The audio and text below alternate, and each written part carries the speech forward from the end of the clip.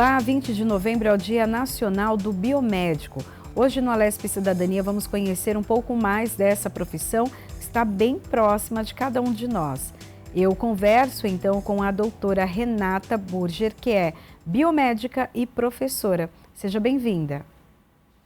Muito obrigada, Priscila. É um prazer falar sobre a profissão. Eu agradeço muito pelo convite, uma profissão que vem crescendo muito, então eu espero que todos conheçam um pouco mais sobre a nossa profissão. Para começar, até, doutora, explica para a gente o que faz um biomédico e que áreas consegue atuar. Bom, a princípio, a carreira de biomedicina ela foi criada na Universidade Federal de São Paulo a fim de criar professores para os médicos e estudantes de medicina e odontologia. Então, criou-se uma área, uma rede de profissionais que tinha que saber de tudo um pouco, né, de todas as áreas do corpo humano, para que fosse capaz de ensinar essa classe médica e os odontologistas. Então, a biomedicina foi criando corpo, o curso foi criando corpo, instituiu-se, né, criou-se o curso de biomédico, aonde se desmembrou, né, esse profissional que foi criado exclusivamente para dar aula para médicos e odontologistas, e criou-se, então, a classe profissional de biomédicos, onde atualmente o Conselho Federal de Biomedicina regulamenta 37 áreas de atuação do biomédico, que vai desde a parte de análises clínicas até as partes mais de pesquisas científicas, pesquisas acadêmicas também. Mas essa atuação, ela não é como a do médico em si, por exemplo, o atendimento ali de um clínico geral. Não, eu costumo dizer, Priscila, que o biomédico, ele faz parte importante, né, de uma equipe multidisciplinar, né, então, por exemplo, o médico, ele atua diretamente com o paciente, né, o médico clínico, por exemplo, a gente vai no consultório médico e o médico pede, por exemplo, exames para ele poder fazer um diagnóstico, para poder orientar um tratamento.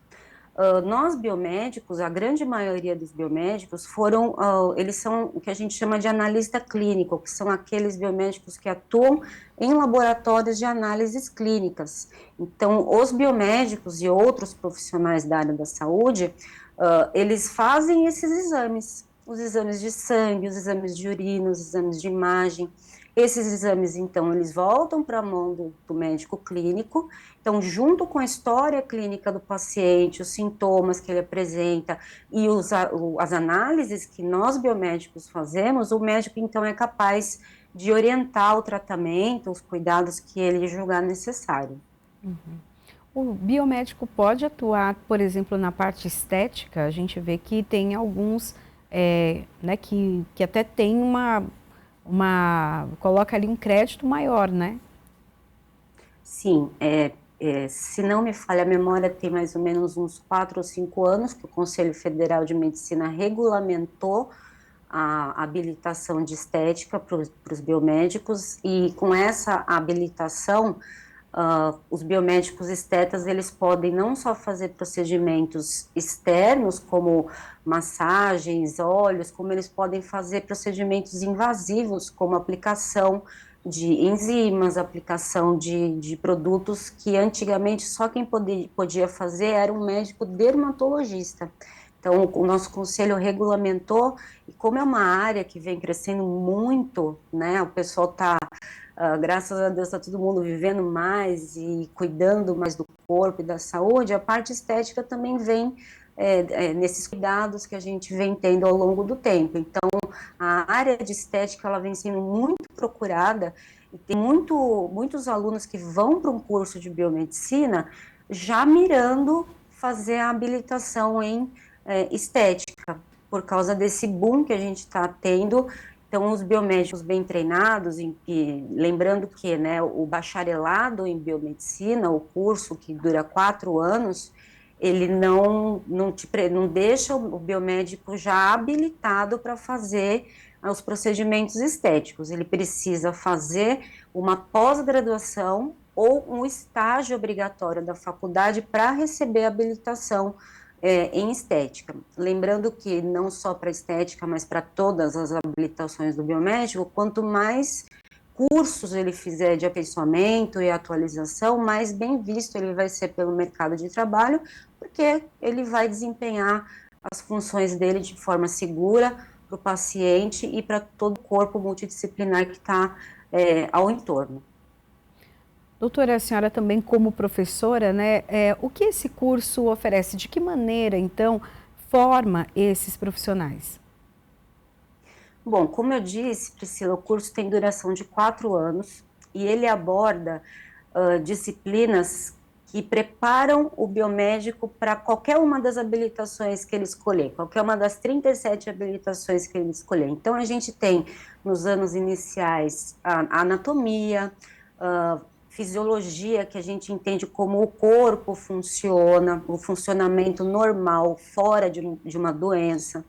A gente tem estudos de química e bioquímica, que são as reações que o nosso corpo faz, né? Então, um exemplo que a gente costuma usar bastante em sala de aula, como é que um alimento se transforma em um nutriente, né? São processos bioquímicos que vão acontecendo, então a gente tem muita bioquímica, a gente tem anatomia, como eu disse, a gente estuda as doenças, como as doenças se instalam, a gente estuda a farmacologia e toxicologia, tanto quanto a farmacologia com seus efeitos terapêuticos, né, para tratar uma doença, a toxicologia, que seria o efeito tóxico de alguns medicamentos ou drogas de abuso. A gente tem disciplinas de forense, biomedicina forense, que também é muito procurada pelos alunos de biomedicina, que vai trabalhar com pesquisas, não só pesquisas de campo, que a gente fala, que vai atuar nos laboratórios forenses, dando laudos, né, de várias áreas, mas também nos laboratórios de pesquisa, né? Então, além dessas disciplinas, assim, são algumas, né, porque a grade horária do curso ela é muito extensa e abrange todas as áreas do saber para que se cumpra, né, o propósito pelo qual o biomédico foi criado. Então, ele tem que saber de tudo um pouco, e aí, depois da faculdade, ele vai se aperfeiçoar em alguma área e solicitar a habilitação para poder atuar nessa área. Então, é um curso muito extenso, é um curso muito abrangente e que possibilita muitas opções para o aluno escolher.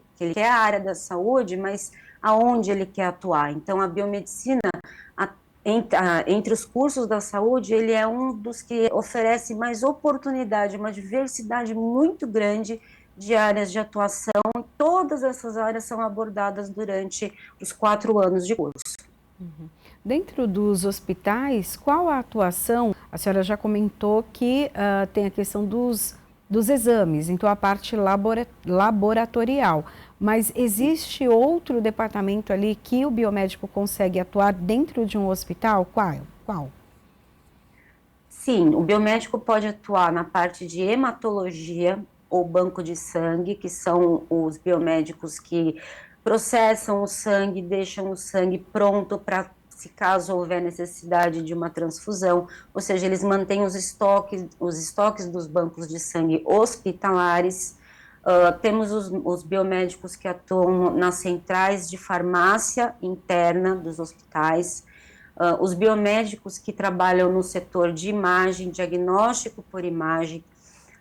Os serviços hospitalares, eles têm o serviço diagnóstico e alguns hospitais, além do diagnóstico, eles têm o serviço cirúrgico clínico.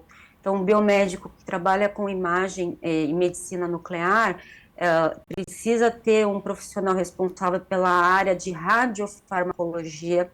Então, além disso, ele também pode trabalhar, tem biomédicos que trabalham com terapia ocupacional, aplicando algumas técnicas paliativas dos tratamentos convencionais. O biomédico também pode receber a habilitação em acupuntura, e existem biomédicos que trabalham em hospitais com essas terapias alternativas, como a acupuntura, por exemplo. Esses são só alguns exemplos da amplitude da nossa área. Uhum. E a regulamentação, né? A senhora já disse sobre a formação, ali 4 anos para uma atuação então geral, porém, para ter a especialidade, ainda tem a pós-graduação. Mas quais os registros que esse profissional precisa ter? Esse registro ele é feito aqui no estado de São Paulo mesmo ou precisa de um registro nacional? Então, Priscila, a nossa profissão ela é regulamentada pelo Conselho Federal de Biomedicina e cada estado, ou melhor, cada região, né? As regiões, elas atendem determinados estados. Então, por exemplo, a região 1, que abrange aqui o estado de São Paulo e Espírito Santo, se não me falha a memória, e o Rio de Janeiro, eles regulamentam as regiões, por isso que a gente tem os conselhos regionais, né? Então, qual é a dinâmica, né? O aluno faz o curso de 4 anos e ele adquire o diploma de bacharelado em biomedicina. Porém, para nós atuarmos na área, a gente precisa cumprir uma carga horária de aproximadamente 3 semestres, 1 ano e meio de estágio obrigatório. Então, cada universidade ela oferece um campo de estágio. Geralmente, a maioria são estágios em análises clínicas, mas o aluno também pode buscar o estágio numa outra área de interesse fora da universidade, mas existe um vínculo entre essa instituição onde o aluno quer fazer o estágio dele e a universidade onde ele cursa. Então, essa é o primeiro contato que a gente tem com a burocracia para obter a nossa habilitação. Então, o biomédico, ele só pode atuar nas áreas em que ele é habilitado, e ele é habilitado pelos conselhos regionais. Então, por exemplo, a gente faz o estágio em análises clínicas. Finalizou o estágio, finalizou a faculdade, pegou o diploma. No diploma vem descrito lá no histórico escolar, né, da graduação, vem descrito qual foi a área que você fez o estágio. Então, análises clínicas. Então, a gente vai no nosso conselho, com a documentação toda que o conselho exige, e o conselho vai te dar a habilitação em análises clínicas, certo? Se o profissional quiser fazer uma outra especialização, ou seja, obter uma outra habilitação, ele pode. Por exemplo, dentro das análises clínicas, a gente pode ter uma pessoa que tem interesse na área de microbiologia, que é lidar com os micro-organismos, vírus, bactérias, fungos. Então, ele vai fazer dentro das análises clínicas uma especialização em microbiologia. Terminada essa especialização, ele vai no conselho regional e vai apresentar os documentos para o conselho, comprovando que ele cumpriu as horas de estágio, a carga teórica de pós-graduação naquela especialização, e aí o conselho te permite, né, uma nova habilitação. Então, nós podemos ter várias habilitações, nós podemos fazer várias coisas ao mesmo tempo, desde que o conselho reconheça que você é tecnicamente habilitado para executar aquela tarefa. Caso contrário, isso entra no exercício ilegal da profissão. A senhora comentou até que essa profissão ela foi criada com uma forma também de educação, ali para passar alguns conceitos, por exemplo, para os dentistas, né? Por que na formação ali da odontologia não tem alguns conceitos que o biomédico precisa passar, é isso?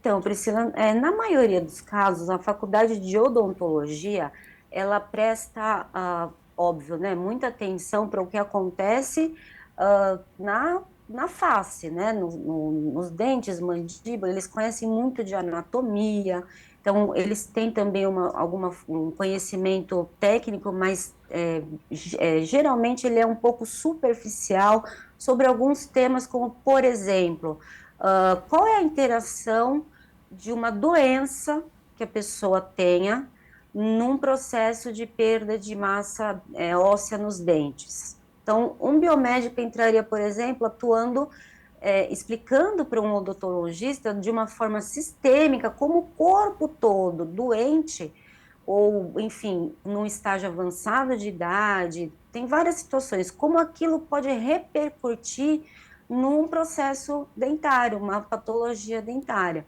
Então, é nesse ponto que o biomédico entra para dar uma informação extra, uma informação a mais daquela que o profissional odontologista tem, e que permite que ele pense de uma forma mais abrangente sobre o corpo todo e não só na parte odontológica, entendeu?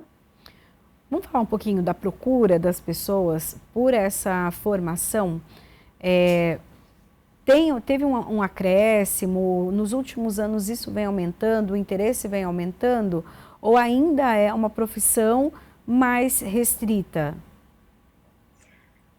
Vem aumentando e vem aumentando muito. Então, existe o MEC, ele está muito atento aos novos cursos de biomedicina que estão sendo criados, porque o MEC entende que, e com toda razão, que os cursos da área da saúde, eles precisam ser muito bem regulamentados. Então, na universidade onde eu dou aula, o curso é um curso novo, então nós estamos passando por vários processos de construção para que a estrutura do curso, seja ela tanto de corpo docente quanto de infraestrutura, para o aluno desenvolver a parte prática do curso, que tem uma grande carga horária de aulas práticas, para o aluno aprender mesmo a fazer, tudo isso está sendo muito bem regulamentado junto com o nosso conselho, os regionais e o federal. Então, a demanda está sendo muito grande, principalmente, como eu havia dito, na área de estética. Então, muitos alunos vêm, às vezes, para o curso de biomedicina por causa da estética, e durante o curso, eles descobrem outras coisas e falam, agora eu não quero mais fazer estética, eu vou mudar. Então, vai moldando, né, a cabeça, porque é tanta informação, é tanta coisa curiosa até, que a gente acaba aprendendo, que o aluno vai despertando interesse. E isso a gente vem percebendo que, por exemplo, eu me formei numa universidade aqui em São Paulo, que eu fui a primeira turma de biomedicina dessa universidade aqui na cidade de São Paulo.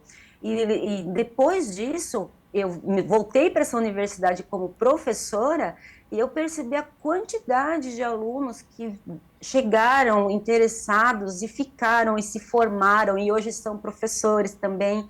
Então, a procura está sendo muito grande, porque está sendo divulgado, na verdade. As pessoas estão descobrindo o que é um profissional biomédico. Até hoje eu encontro pessoas que falam, nossa, o que biomédico faz? Não sabem. Então, a partir do momento que tem esse conhecimento e o que vocês estão fazendo está sendo muito bacana para divulgar essa amplitude do que é ser um biomédico, porque certamente depois que alguém vê isso, vai falar, nossa, eu não sabia que biomedicina era isso. E então, conforme as pessoas que estão se formando, estão estudando, vão conhecendo, elas vão amplificando esse conhecimento e vai trazendo mais gente na procura do curso. Isso é muito bacana, porque a gente está criando profissionais que podem atuar de diversas formas possíveis. O curso de biomedicina, ele é oferecido só em universidades particulares ou também pelas públicas? E o que o interessado precisa prestar atenção antes de se matricular em uma instituição? Então, existem universidades tanto privadas quanto públicas, inclusive onde nasceu a biomedicina, né, foi na Universidade Federal de São Paulo, né, a Universidade Federal de São Paulo, a Unifesp. Tem em todas as universidades públicas, praticamente o curso já existe, se não forem todas, é na grande maioria, e as universidades particulares. Então, o aluno, ele tem que ter uma noção de que as universidades públicas, elas têm uma abordagem acadêmica um pouquinho diferenciada, mas é uma diferença muito mínima. Em que sentido? Numa universidade pública, o intuito da formação do biomédico é muito mais voltado para a área de pesquisa e docência. Então, ele tem, sim, todas as disciplinas que o MEC exige, que atenda todas as 37 áreas de atuação do biomédico, mas a ênfase maior é para a área de pesquisa e docência. Já nas universidades particulares, não tem essa ênfase. Ela pega de tudo um pouco e não deixa de dizer que o biomédico também é pesquisador e também pode ser docente. Tanto é que, a partir do terceiro semestre de faculdade, o aluno de biomedicina ele já pode fazer o que a gente chama de iniciação científica. Então, ele já pode participar de atividade de um laboratório de pesquisa, atuar com projetos de extensão, com seu professor da faculdade, que pode servir como orientador, e ele já acaba ingressando na área acadêmica. Então, muitos deles acabam nem saindo mais da área acadêmica, não vai para a parte clínica, né? Então, basicamente, o que o aluno tem que prestar atenção antes de escolher a universidade para onde ele vai, principalmente é o corpo docente, se são profissionais habilitados, na maioria, preferencialmente, né, biomédicos, mas isso não exime outros profissionais de darem aula no curso de biomedicina, de forma alguma, temos vários casos. Então, a gente tem que ver o grau de especialização dos docentes, a infraestrutura da universidade, a fim de que os laboratórios tenham que atender a toda a demanda de aulas práticas. Se a universidade já tem algum vínculo com o MEC, foi aprovada pelo MEC ou está em vias de ser aprovada. Se já foi, qual é a nota, né, do que o MEC atribuiu para esse curso? O ENAD também, que é uma avaliação feita pelo MEC, que avalia quantos alunos aprenderam, isso também é uma pontuação para a universidade. E o aluno tem que prestar atenção nessa forma mais técnica, né? Porque muitas vezes a gente sabe que a realidade aqui no Brasil é procurar aquele curso mais barato, no caso das particulares, ou ficar tentando os vestibulares para fazer as universidades gratuitas públicas, né? Mas precisa-se muito ter essa concepção do que a universidade oferece, tanto em níveis acadêmicos quanto estruturais, para que você saia um profissional qualificado para fazer qualquer área que você escolher depois da graduação. Uhum. E até a senhora comentou que tem uma procura muito grande, né, das pessoas, vem aumentando nos últimos tempos, e aí a gente vê o crescimento também e a abertura de novos cursos e novas faculdades. A senhora percebe que o MEC está mais rígido em relação a isso, por conta do aumento do número de cursos e universidades oferecendo, então, a biomedicina? Muito. O MEC vem filtrando cada vez mais o que ele realmente espera que a universidade ofereça, né, para os alunos nesse quesito. Como está vindo uma enxurrada de novas universidades criando o curso de biomedicina, o MEC vem exigindo desde a formação dos docentes, então tem que ter uma porcentagem mínima do corpo docente sendo biomédicos e preferencialmente doutores, mestres ou doutores, e até mesmo a infraestrutura. Então, como depois da pandemia o estudo, o superior também, criou-se essa modalidade do ensino híbrido, o MEC também avalia as plataformas digitais que o curso oferece, quais são os canais de comunicação virtual que o corpo docente, a instituição tem com os alunos. O MEC também observa essa parte de tecnologia da informação que está fazendo a ponte entre a instituição e o aluno. E também, óbvio, o MEC ele visita presencialmente o campus onde é ofertado o curso e ele vê toda a infraestrutura, tudo que a gente usa nas aulas práticas, toda a logística de construção de um laboratório escola, por exemplo, os laboratórios de anatomia. Então, o MEC está sendo muito exigente e o que a gente, como professor, acha isso maravilhoso, porque quanto maior for o nível de exigência, a tendência é que os cursos sejam cada vez melhores, porque se o curso não for validado pelo MEC, o aluno não pega o diploma. né? E se o aluno acaba, a gente acaba tendo uma evasão de alunos porque o curso perdeu ou foi mal qualificado pelo MEC, essa universidade acaba não formando novas turmas e às vezes o curso ele é encerrado porque não tem novas turmas sendo formadas. Então, olha a importância que tem essa rigorosidade do MEC para o curso de biomedicina. A senhora comentou até dessa mudança depois da pandemia em relação ao ensino híbrido. No caso da biomedicina, é possível ou tem já uma parte do curso que é online? Tem sim, aliás, eu acho que tem uma carga horária que se tornou obrigatória ou optativa por ser à distância.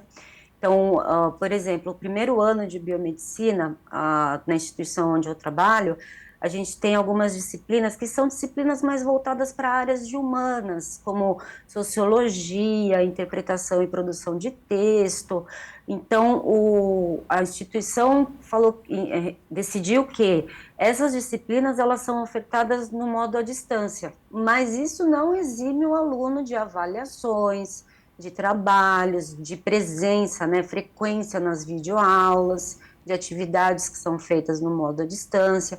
Então, é possível sim, né? Na minha concepção enquanto professora, eu acho que nada substitui o presencial, mas existem algumas ferramentas que a gente pode usar a tecnologia ao nosso favor, né, que vai minimizar o tempo que o aluno pode despender em coisas que ele precisa se dedicar com mais afinco em relação a coisas que ele vai ter sim que se dedicar, mas ele pode fazer isso de uma forma que ele se autocontrole, com sempre, né? O ensino à distância demanda, no mínimo, muita disciplina, mas ele é cobrado tanto quanto uma disciplina presencial. Então, é possível, sim, tá sendo implementado em quase todas as instituições. O que eu não conheço, porque eu não trabalhei com essa modalidade, é o curso 100% à distância.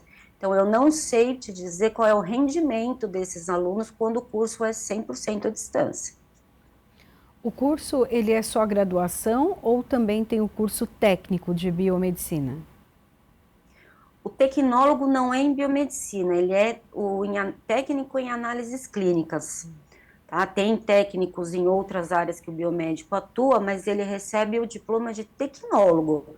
Isso não dá habilitação pelo nosso Conselho Regional de Biomedicina. Ele precisa fazer a graduação para poder atuar como biomédico. Então, a grande maioria dos alunos faz um tecnólogo na área de análises clínicas, conhece a biomedicina durante o tecnólogo e, terminando o curso, ele já ingressa. E isso é muito bom, porque ele já chega com uma bagagem de informação teórica que ajuda muito ele no andamento da graduação. E a inserção no mercado de trabalho, ela é fácil? Tem um mercado aberto para receber tantos profissionais que se formam todos os anos? Essa é uma questão que a gente discute muito, né? Nós, enquanto professores, e eu tento passar isso para os alunos, o mercado sempre está e vai estar cada vez mais aberto para o profissional, desde que ele seja qualificado. Então, não adianta a gente faz a faculdade, né? Eu costumo exemplificar com o médico, né? O médico que todo mundo sabe o que é uma faculdade de medicina, o quanto tempo demora, o quanto de dedicação que se tem que ter, mas um médico que termina a faculdade, ele não pode fazer nada se ele não fizer a tal da residência, né? Que é o que vai dar a especialização para ele. E nós, biomédicos, como a gente faz parte dessa equipe de saúde multidisciplinar, não é diferente. Então, o mercado está sendo cada vez mais exigente no sentido de qualificação. Ou seja, o profissional que saiu da faculdade com o título de bacharel, com a habilitação que ele fez no estágio obrigatório, ele vai conseguir uma vaga provavelmente de estagiário, mas uma vaga efetivada vai acontecer à medida que ele vai se aperfeiçoando, que ele vai obtendo títulos de cursos de pós-graduação, tanto no modo lato sensu quanto no modo stricto sensu. Então, isso está sendo, a gente tenta implementar isso na cabeça dos nossos alunos, e não só dos alunos, mas as pessoas que perguntam sobre isso, porque da mesma forma que a gente tem que ser muito assertivo no que a gente faz, porque nós estamos lidando com vidas humanas, a gente tem que ter conhecimento para ser assertivo nessa forma. E a faculdade te prepara para tudo, mas não para o específico. Então, o mercado de trabalho para o biomédico atualmente ele está extremamente aberto, extremamente permeável, mas também muito exigente com o nível de qualificação do profissional. Até porque, né, doutora, se mexe, vamos pegar alguns exemplos, né? Análise de um exame, o quanto isso pode determinar o sucesso ou fracasso de um tratamento, ou ter até uma notícia errada de uma doença quando não se tem, ou sendo para a parte ali estética, pode ter um problema sério, né? Se o profissional não for bom, não for bem qualificado. Você foi excelente na sua no seu apontamento, porque é exatamente isso que a gente tem falado muito. Não é porque nós não estamos em contato direto com o paciente, na maioria dos casos, que nós não somos responsáveis pela vida daquele paciente.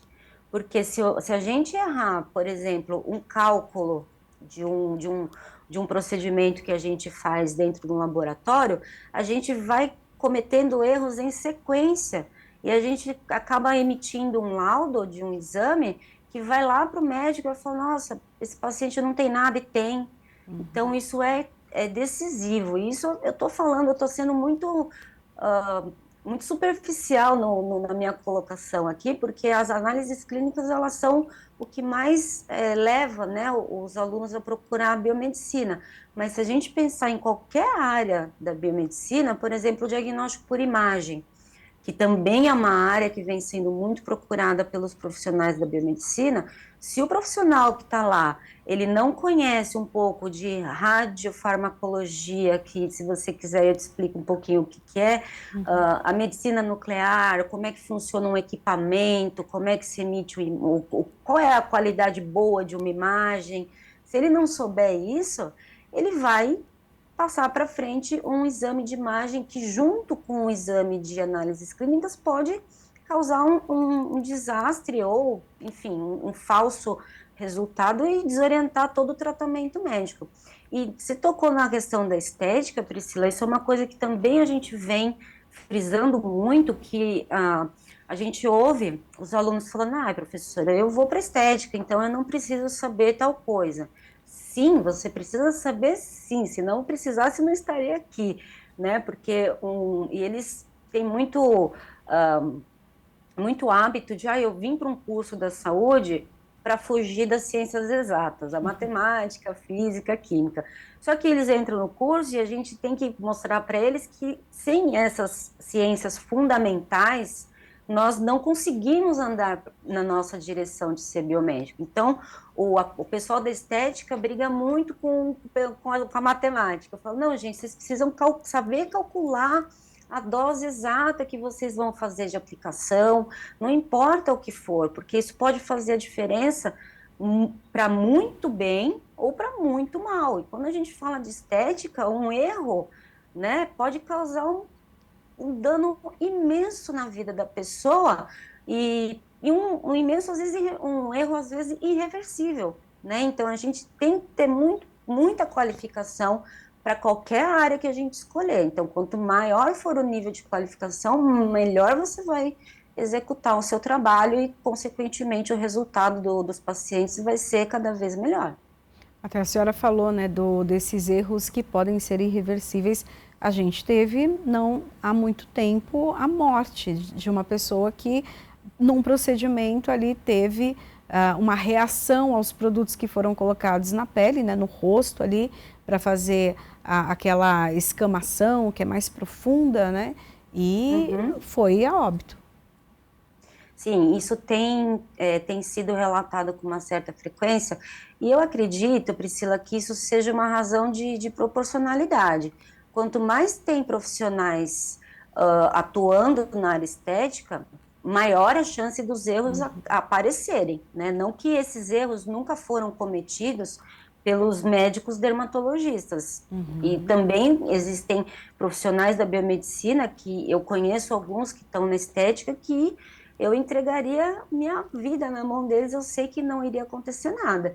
Mas essa falta de conhecimento, né, e isso a gente da classe acadêmica, a gente coloca muito isso em pauta, de explicar para os nossos alunos, para o profissional que está se formando, que não basta ele abrir uma portinha bonita, né, fazer videozinhos na rede social, mostrando resultados bons, e não ter consciência do risco que ele está ofertando para o paciente. A partir do momento que ele colocou a mão naquele paciente, ele já está correndo um certo risco.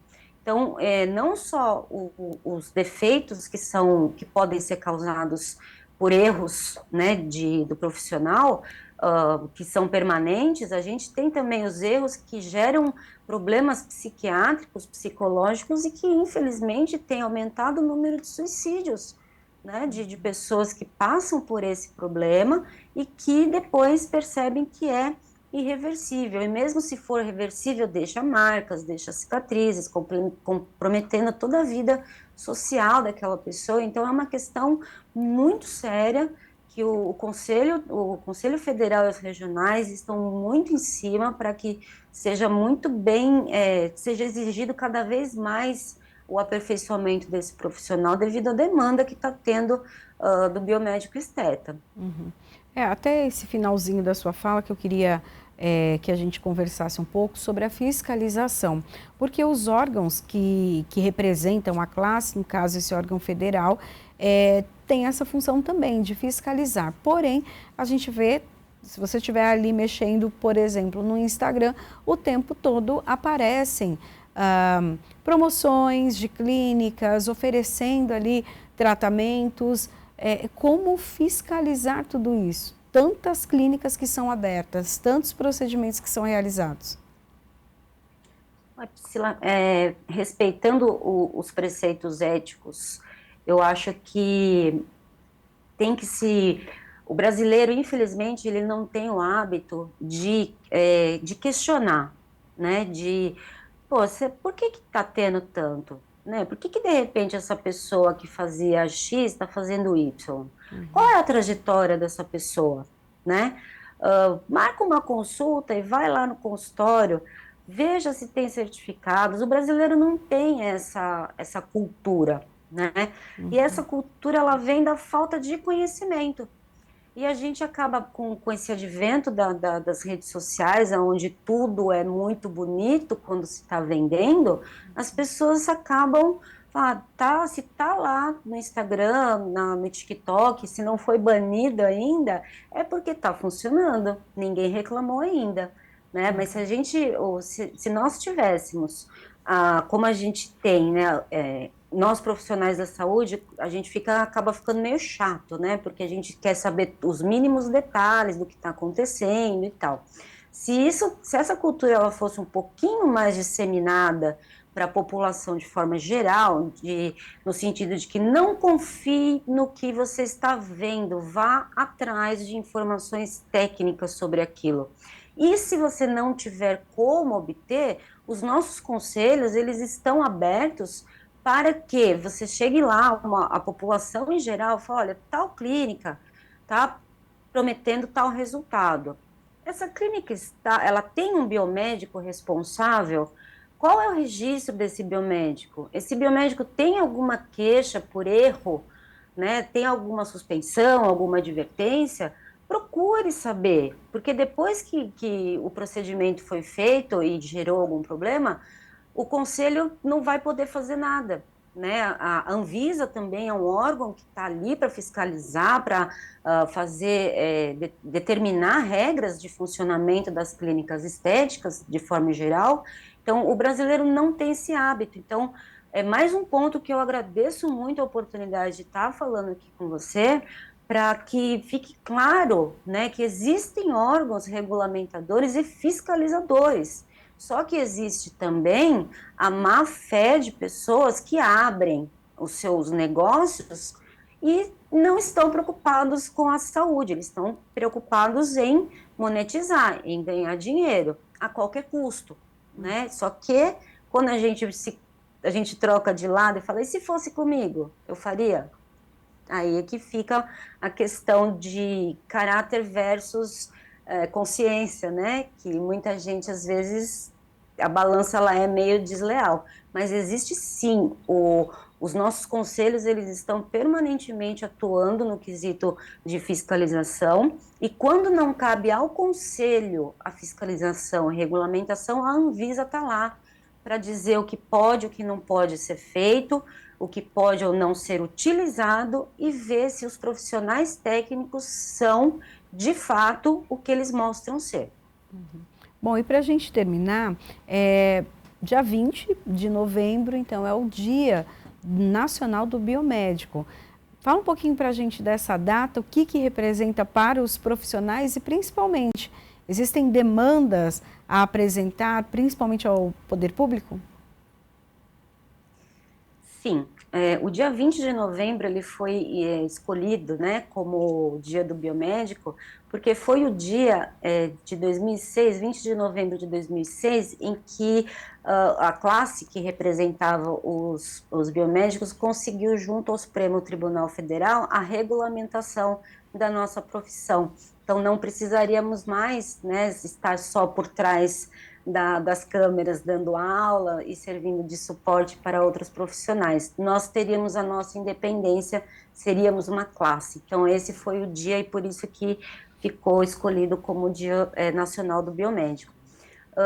Existem muitas demandas, Priscila, na questão do que eu comentei anteriormente, de fiscalização.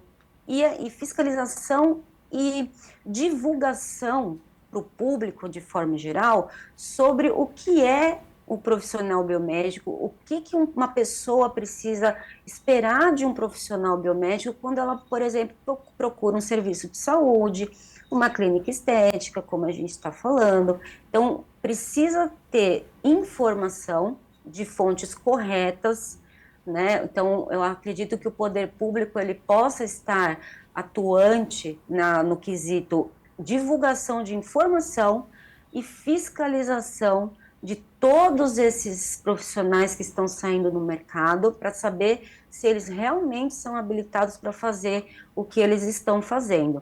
Então, eu acredito que no Dia do Biomédico, nós, professores e pesquisadores, a gente tem vários programas de divulgação do curso. Então, na maioria das universidades, lá onde eu ministro aula, a gente abre a universidade para os alunos que estão finalizando o ensino médio, para que eles conheçam as profissões, não só a biomedicina, mas todas as profissões, para que eles possam conhecer um pouco. Então, isso tudo é muito interno, sabe, Priscila? A gente precisa de mecanismos públicos de divulgação disso, da importância que tem o biomédico atualmente, desde que ele foi emancipado, né, desde que ele recebeu a sua regulamentação, até mesmo o que é o curso, aonde procurar o curso. Então, a gente está meio que sozinho, o pessoal, a gente acaba falando só com quem está próximo da gente, e às vezes isso não é suficiente.